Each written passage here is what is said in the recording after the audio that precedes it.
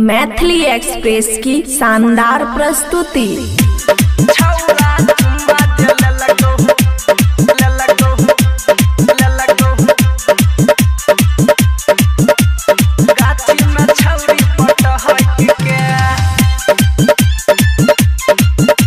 खुशी recording studio बलुआहा। आगा पीछा किया करे छी छौरा रे सुन। आगा पीछा किया करे छी छौरा, आगा पीछा किया करे छी छौरा। रहे तू हमरा से हट के, हे रे रहे तू हमरा से हट के। अनिलवा छौरा चुम्मा जललको गाछी में छौरी पटहट के। दीपका छौरा चुम्मा जललको गाछी में छौरी पटहट के।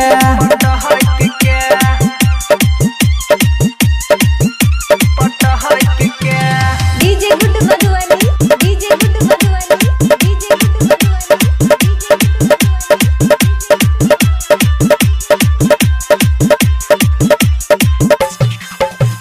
देखे में छौरा लागे छही बंदर, वीडियो बना के देबो यूट्यूब के अंदर। गेलै न छौरी अभी के दिसंबर, एकर बछ तोरा बहिन के नंबर। जानै छियो हम तोहर सब खेला, किया बोलाबै छी हमरा अकेला। कनखी चलाबै छी सट के, फेर कनखी चलाबै छी सट के। दीपका छौरा चुम्मा जललको गाछी में छौरी पटहट के। अनिलवा छौरा चुम्मा जललको गाछी में छौरी पटहट के। दीपका छौरा चुम्मा जललको गाछी में छौरी पटहट के। खुशी रिकॉर्डिंग स्टूडियो बलुआहा। करे ने छौरा अभी तू छेर खानी, कहे छो समझा के तोरा दीपाली।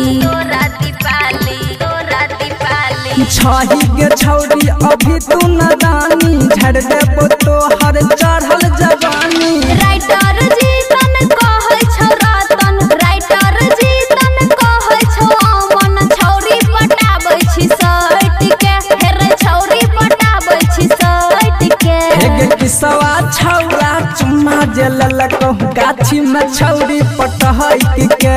कुंदनवा छौरा चुम्मा जललको गाछी में छौरी पटहट के। खुशी रिकॉर्डिंग स्टूडियो बलुआहा।